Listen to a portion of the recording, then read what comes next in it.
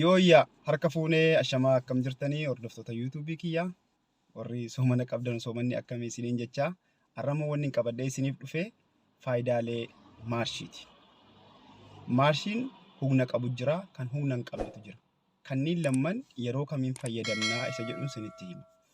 Maarshiin humna qabanu maarshii tokko, lama, sadii jarreen kun humna jabaa qaban.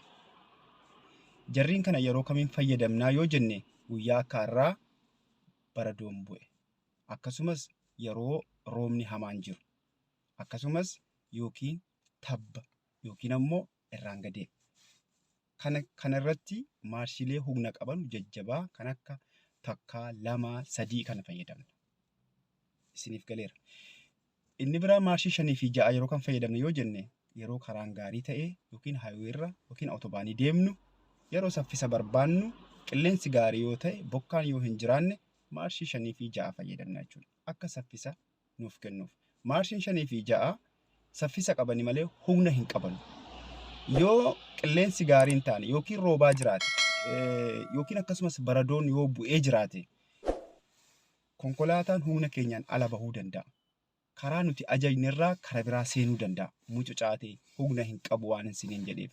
Fakkeenyaaf namni tokko akkuma fakkeenyaatti yoo fudhanneyyuu namni tokko yoo fiigaa jiraate waanuma xiqqaatu yoo gufachiise illee kufuu danda'a.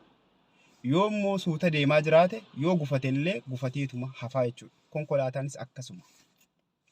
Kanaafiyyuu yeroo qilleensi gaarii haayiweerra yoo deemtan saffisa yoo barbaaddan haalli saffisaa yoo isiniif eeyyame maarshii 5-6 fayyadamuu dandeessu.